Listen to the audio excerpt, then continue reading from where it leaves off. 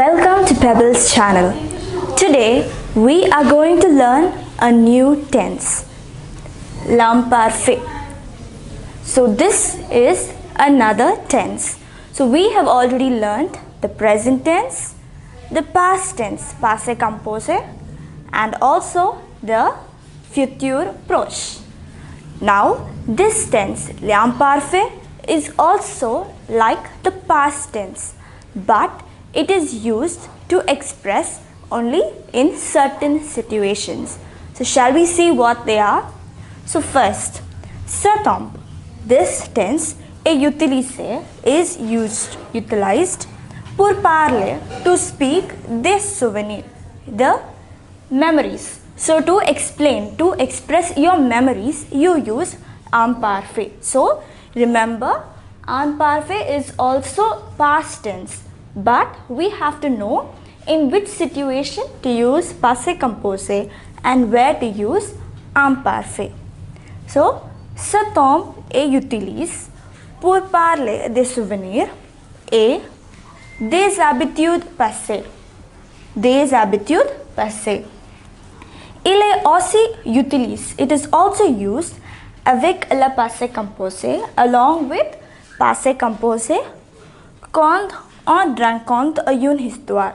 So when you are telling a story, you will use both passé composé and imparfait. So we will learn where to use which of these tenses. Both of them are past tense, but in certain cases you have to use passé composé and in certain cases you have to use imparfait. Now let us see how imparfait is formed. So imparfait also has certain endings, but how do we form the imparfait? Let us take an example of the verb aimer.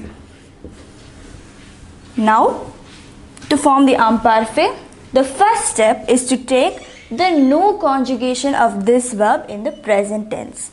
So, for aimer, it is aimons. Aimons. Now, you have to remove the ending ons. So you have to take the no conjugation in the present tense and then remove ons and add the following endings. So this is the imparfait endings. So for je, it is ais. ais. For tu, also ais. For il,